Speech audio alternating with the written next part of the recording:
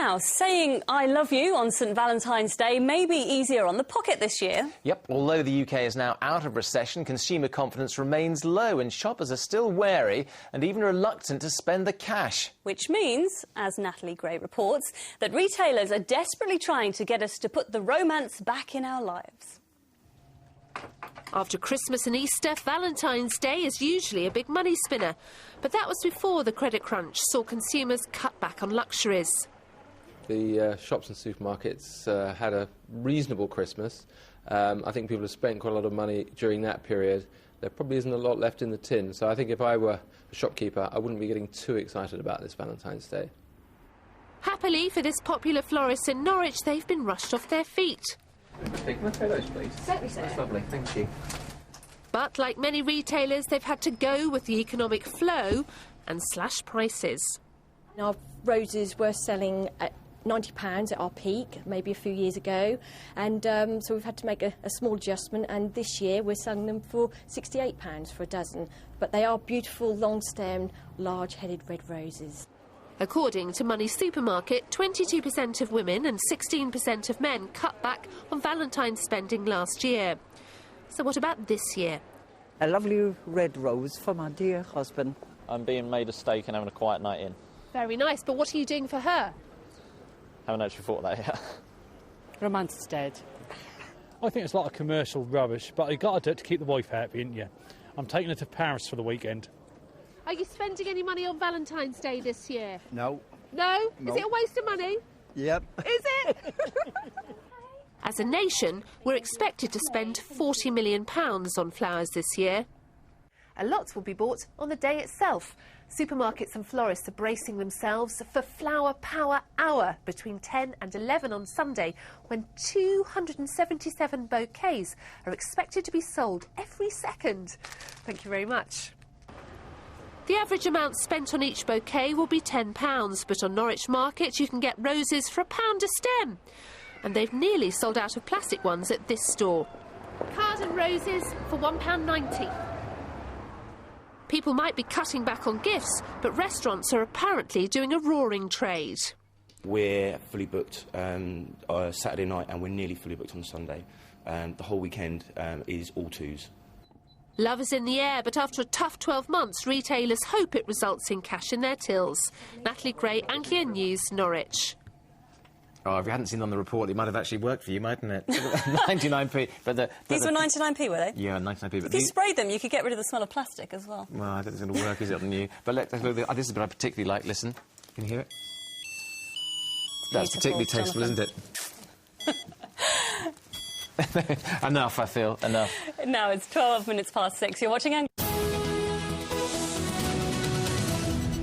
More news now from your part of the region, and the decision to grant unitary status to Norwich has come under renewed criticism after it emerged that ministers went against the advice of a senior civil servant. The decision announced on Wednesday could give City Hall the right to run all local services in Norwich, but it's now emerged that Peter Housden, Permanent Secretary at the Department for Communities and Local Government, wrote to his minister, John Denham, warning the process wouldn't give good value for money. Norfolk County Council is to mount a legal challenge to the decision. Urgent repairs are being planned to make Suffolk's roads safe for motorists after it emerged that the recent cold weather has caused damage estimated at £20 million. The freezing temperatures, ice and snow has damaged road surfaces, causing cracks and potholes county-wide. The County Council says there's no emergency repair money available from the government, but it will aim to carry out all necessary work as quickly and efficiently as possible.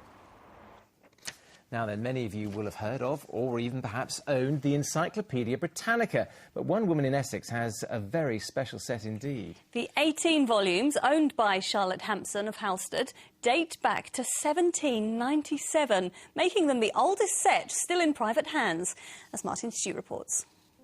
1797. King George III is on the throne. Horatio Nelson loses his arm in battle. And the third edition of the Encyclopedia Britannica is printed. 213 years later, and Charlotte Hampson from Chelmsford has invited me to see her copy. Still in fantastic condition, it's believed to be the oldest privately owned version in the world. It's just fascinating to see how life was at over 200 years ago, and every time you open a page there'll be something else that we haven't found and that we haven't seen before. Amongst the entries, there's advice to have a minimum of 4 children, recipes involving crushed millipedes, and even a claim that ghosts seem to appear to scare drunken rustics from tumbling over their graves. A few pages back, a fool is eloquently described as a person who draws false conclusions from right principles, whereas a madman, on the contrary, draws right conclusions from wrong principles. While some entries seem out of date now, in the 18th century its publication was groundbreaking. It was as dramatic as the explosion of knowledge and information on the internet. This edition, in 1797, is the 3rd edition of Britannica, and it's 18 volumes. The first edition was only 3 volumes, so you can see in 20-odd years, 26 years, there was a huge explosion of knowledge and of the way in which it was presented to the public. It's believed the encyclopedia originally belonged to one of the large stately homes in Suffolk. Charlotte's father bought it 40 years ago for just £15. It's now estimated to be worth £9,000. I certainly would never want to sell the books because they're too precious, really, to in a sentimental way rather than a monetary way. We're very fond of them, and the fact that there's a complete set makes them extra special. In the age of the internet, a unique opportunity to turn back the pages of history. Martin Stew, Anglia News, Halstead. Oh, I'd love to touch those. Sport now, and New England cricket captain Alistair Cook says he's honoured to be leading his country on the upcoming tour of Bangladesh. The Essex batsman who's standing in for the regular captain Andrew Strauss met the media at Lord's today. Our sports correspondent Donovan Blake was at the home of cricket to hear from Captain Cook. Douglas, Fletcher, Gooch, Hussain, now Cook. The latest name associated with Essex cricket to be followed by the words England captain. For Alistair Cook, it's a significant landmark in only his 5th year as a Test cricketer.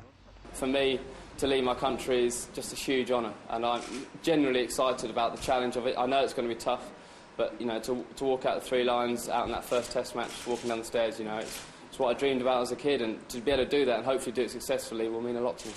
We first interviewed Cook as an 18-year-old 6 years ago. But ever since his double century for Essex against the Australians a year later, he looked destined for great things. Fair to say, this day has always been coming. But captaining his country isn't a totally new experience. I think captaining under 19 and captaining the full side, obviously there's a huge step up. You know, huge demands on your time and huge, probably a bit more pressure, obviously a lot more pressure. But, you know, I'm 6 years older now, and that experience will help. But as I say, there's a lot of good people to help me around, and you know, I'm desperately good. Know that I can do a very good job. You say you want to try and be your own man, but how much help will you get from the experience of talking to the likes of Gucci and Andy Flower as well? Yeah, I mean, all the experience and all the advice you can helps you, doesn't it? But as I say, ultimately the decision comes down to you, and that's responsibility to be a captain. Today was Cook's first assignment as captain, meeting the media at Lord's. Tomorrow it's Dubai to join England's 2020 squad before he fulfills his ambition of leading his country in Test cricket in Bangladesh. Donovan Blake, Anglia News, Lord's. Well, that's cricket. On to football, and Cardiff City's involvement in this weekend's FA Cup means there's no game for Ipswich, but there could be some movement on the transfer front. Reports in the Midlands suggest Coventry City have agreed terms with Ipswich on a loan move for striker John Stead, with a view to a permanent switch in the summer. Stead is said to be thinking over the move.